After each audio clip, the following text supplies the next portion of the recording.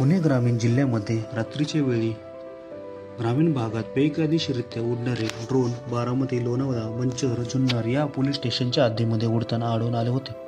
त्यामुळे साहजिकच ग्रामीण भागात घबराटीचे वातावरण होते. तसेच अनेक ठिकाणाहून अशा अनेक तक्रारी पोलीस विभागात येत होते. त्यामुळे पोलिसांकडून अशा अनधिकृत ड्रोनवर कारवाईची अपेक्षा व्यक्त केली जात होती.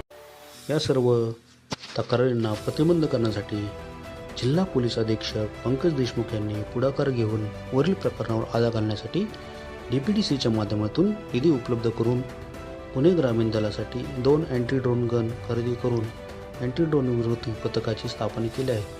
तसेच अँटी ड्रोन पथक स्थापन करून कार्यान्वित पुणे ग्रामीण हा राज्यातील सर्वप्रथम जिल्हा ठरला आहे. आता परवा मला पंकज देशमुख सांगत होते की दादा आम्हाला त्या ठिकाणी अडचण येते आणि मोठ्या प्रमाणावर वेगवेगळ्या भागामध्ये ग्रामीण भागात विशेषतः अँटी ड्रोन गन पाहिजे.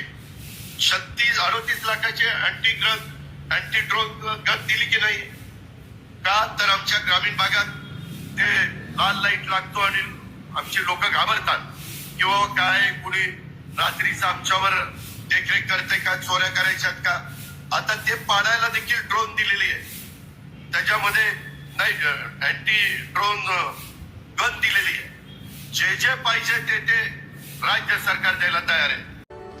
तसेच सदर या ड्रोन पथकाचे निरीक्षण माननीय अप्पर पोलीस महासंचालक श्री कृष्णप्रकाश साहेब फोर्स 1 महाराष्ट्र राज्य यांनी सुद्धा प्रशंसा केली आहे.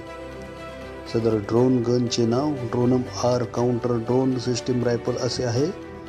तसेच सदर ड्रोन गनची संपूर्ण बनावट ही भारतीय आहे. ही या डिफेन्स सिस्टीम करिता गौरवाची बाब आहे. सदर अँटी ड्रोन पथकाची स्थापना दिनांक 15 ऑक्टोबर 2024 रोजी पुणे ग्रामीण दलामध्ये झालेले असून सदर पथकाचे कार्यक्षेत्र पुणे ग्रामीण दलापर्यंत मर्यादित न राहता पुणे शहर, पिंपरी चिंचवड आयुक्तालयामध्ये बंदोबस्ताकरिता याची वेळोवेळी मागणी केली जाते. सदर अँटी ड्रोन पथकात सध्या 2 गन कार्यरत असून त्यास ऑपरेट करण्यासाठी 4 प्रशिक्षित हँडलर व 1 अधिकारी नेमण्यात आले आहे.